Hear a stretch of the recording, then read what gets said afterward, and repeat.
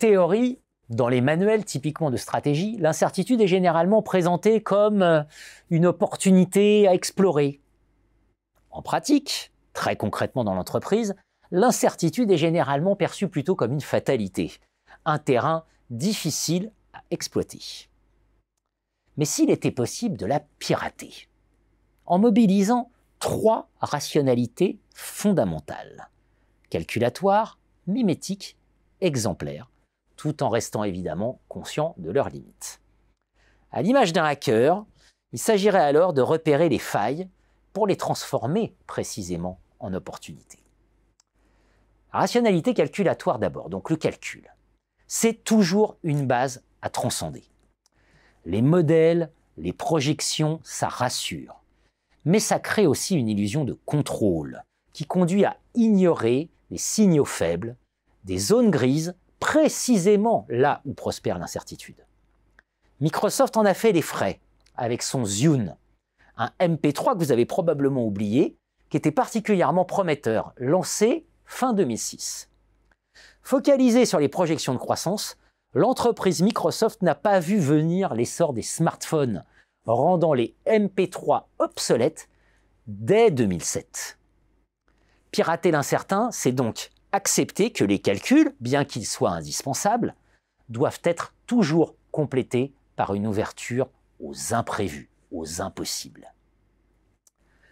La rationalité mimétique, maintenant. Le mimétisme, ça permet l'accélération des apprentissages. Rien de tel qu'imiter pour apprendre plus vite. Mais c'est aussi un piège. Imiter les leaders, imiter les tendances, c'est courant pour réduire l'incertitude, mais cela expose à l'effet moutonnier et donc à la perte d'opportunités. Microsoft, à nouveau, en copiant les MP3 existants, n'a pas anticipé la révolution des smartphones. Pirater l'incertain, c'est utiliser le mimétisme. D'abord pour comprendre où se situent les croyances, les conventions, les règles établies qui ne sont plus interrogées par la concurrence, pour mieux les challenger.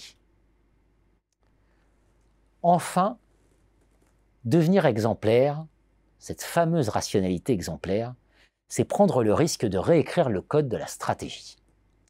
Contrairement à une idée reçue, les entreprises les plus innovantes partent rarement de rien.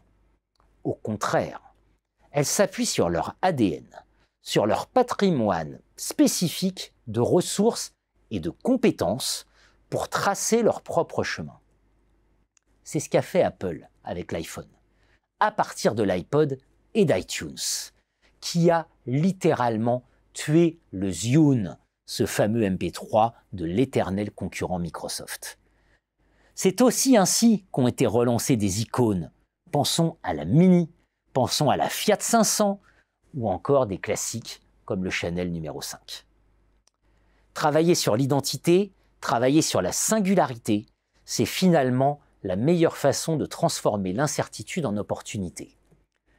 Quand on sait cultiver une forme de lucidité stratégique et attendre le meilleur moment pour jouer avec les règles et les réinventer, chaque moment d'incertitude devient alors, pour qui sait mobiliser le calcul, mais aussi le mimétisme, mais aussi l'exemplarité, une chance de réécrire les propres codes de sa stratégie.